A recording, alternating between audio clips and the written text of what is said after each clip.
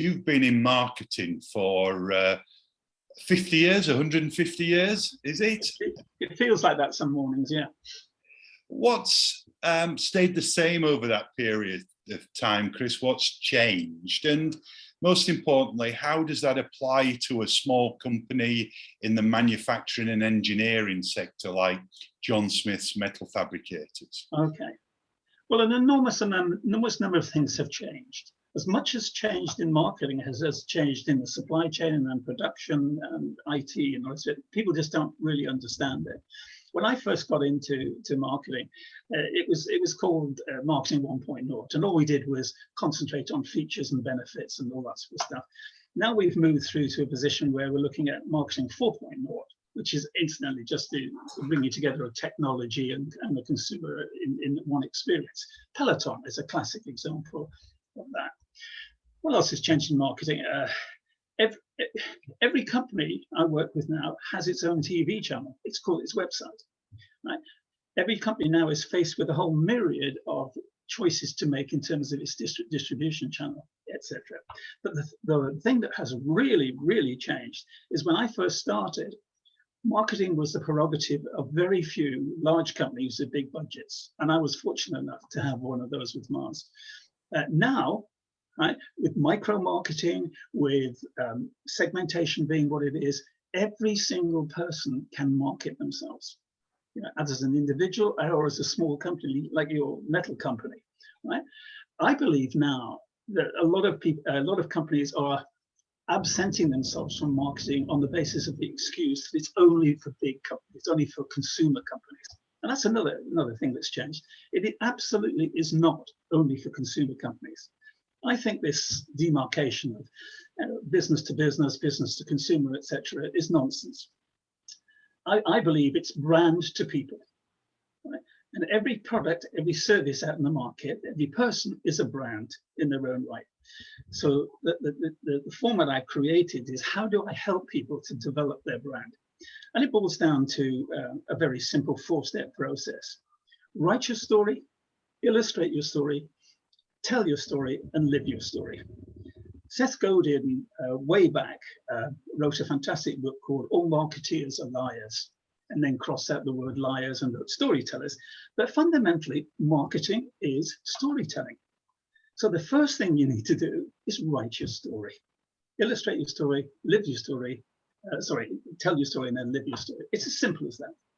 And could you tell us a little bit more about that with the first of those? Yeah, if you gave me about 4 hours. No, fine. I'll run you through them. Write your story, right? We all react. You know, we love stories. We always react to stories.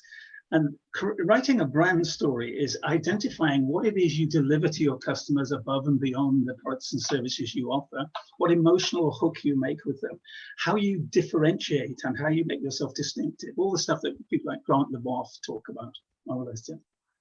I've created a system whereby you simply work this through by answering 7 very simple questions. What's the single word, idea, concept, or belief you own in the mind of your customers? What's your OESP, etc.? You can do that in about 3 or 4 hours. At the end of that, you have the material to be able to write your story. Okay. Second point, illustrate your story. Well, you can simply then give it to the designers, to the web design people, and say, "There's my story. Bring it to life with the visuals." Okay. Make it zing. Make it come to life. Third step is telling your story. What you then do is you simply create and put out by your website and various other methods relevant content that underscores that particular story, underscores the value proposition. And the last step, which is probably the most difficult, is live your story. So let me give you an example.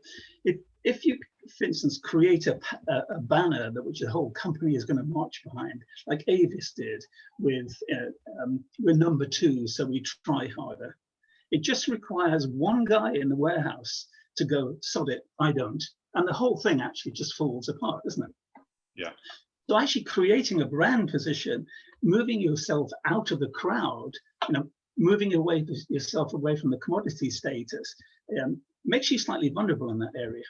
Okay, so living your brand is ensuring that the behaviors in the company actually underscore and demonstrate on a daily basis the claims that you're making.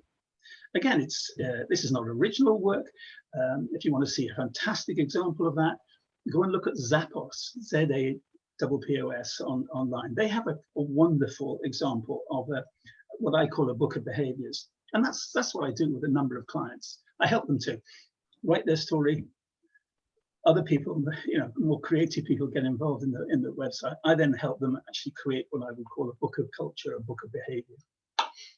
That's wonderful, Chris, and it really brings to life what branding should be about, and websites not just being products on a screen, but being the personality of the company. Absolutely. Absolutely.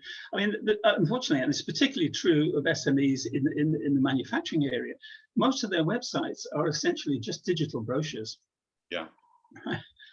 They don't do anything to make an emotional connection, to grab the interests of their customers and to differentiate themselves. It's not difficult, and let me guarantee to you, there are people in every single organization who know what it is. You just have to sit down with a group of people in the organization. It comes forward quite naturally.